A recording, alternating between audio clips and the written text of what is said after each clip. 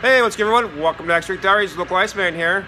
Sitting from the ice resurfacer here, the good old Zamboni. So for today's episode, I'm going to do a video about the conditioner and whether you should leave it up in the air or you should leave it on the ground, block it in its float position, so to say. So in the past, when I first started, we used to put a block here and we lower the conditioner down onto a block.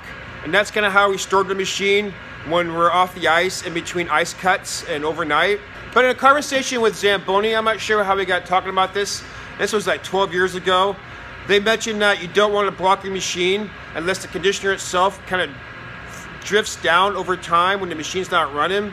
So for example, if you park your machine for a few hours and you put the conditioner all the way in the air and you come back and you turn the machine on and you push that lever forward to raise the conditioner up, if the conditioner raised up at all, then the Zamboni recommend that you block the conditioner to take the pressure off the seals.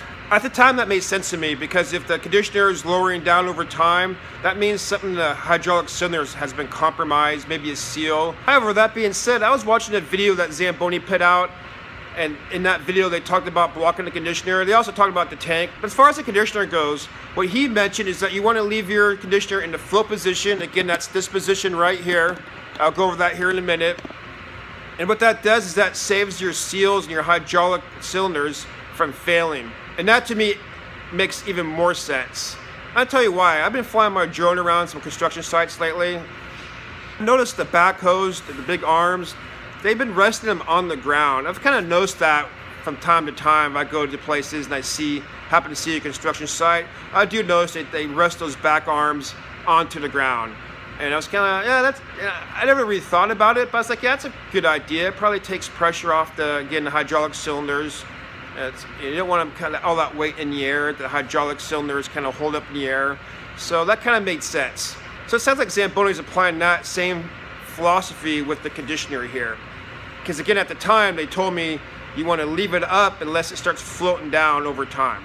So what they're recommending now is that you're storing your machine between ice cuts and overnight. You want to store your machine in the float position. Let's go ahead and grab a close-up here and I'll show you what I mean about the float position. All right, here we go. Here's the conditioner. It's in the float position. It's not terribly hard to get in the float position.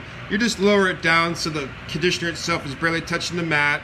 You don't want to lower it so far down where it's rocking the conditioner forward or pushing up on the machine. You're just lowering it down so it barely touches the mat, taking pressure off the hydraulic cylinder. I'd recommend to have a mat that runs the length of the conditioner. You may not be able to get one long mat like we have here. This is a conveyor belt mat.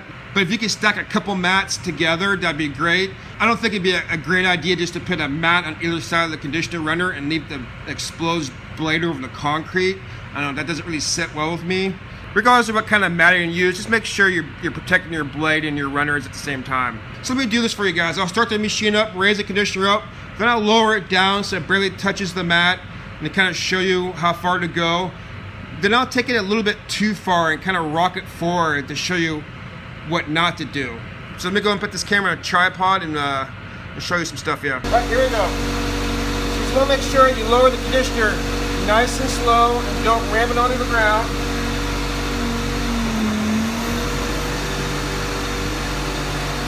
Just like that. As you can see, the back of the conditioner is touching the mat. There's not excessive down pressure onto the mat. And what you don't want to do is just to ram it down. Because if you ram it down too far into the mat, you're just putting pressure on the lift bushings. And that's not good for the lift bushings. Having it hanging in the air puts pressure on the hydraulic cylinder, and having it rammed down on the ground puts pressure on the lift bushings. You really don't want to do either or. Just like that. As you saw, it kind of rocked forward just a tad. If you see I'm pushing on the machine by hand, it kind of rocks back and forth. So you just want to lower it down so the back of the conditioner is barely touching the mat.